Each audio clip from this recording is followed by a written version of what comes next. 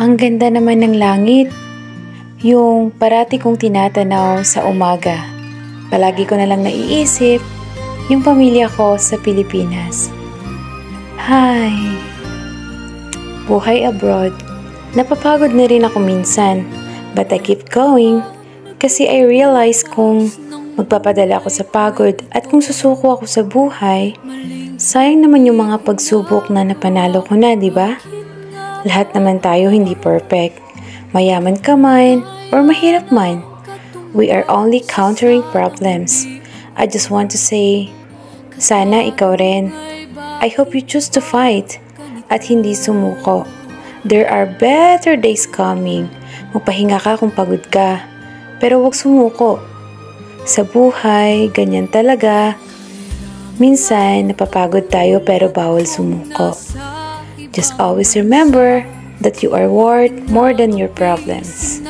Honestly, dumating ako sa point na gusto ko nang sumuko. Dahil sa mga sitwasyong hindi ko in-expect bago ako nagpunta o bago ako nagtrabaho dito sa gitnang silangan.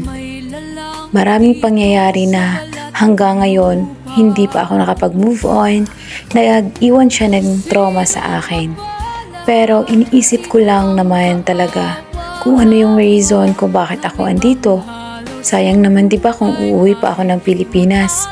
Alam ko naman kasi sa sarili ko na kung pagsubok lang to, kakayanin at kakayanin ko. Alam mo ba, kabayan? Sa panahong down na down ako, wala akong ibang inisip, kundi yung mga pangarap ko sa buhay, yung mga pangarap ko sa pamilya ko na gusto kong matupad.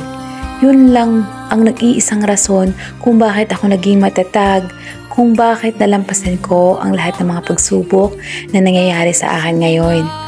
Kahit hindi man ako napunta sa magandang sitwasyon, kahit ngayon nakikita ko na parang hindi ko deserve yung mga nangyayari sa akin, pero I still fighting kasi alam ko na God is with me at lahat ng ito ay para sa pamilya ko at hindi ako susuko hanggang matapos ang kontrata ko. Sana kayo rin.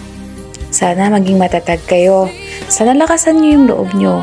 Just pray always because you know God is good.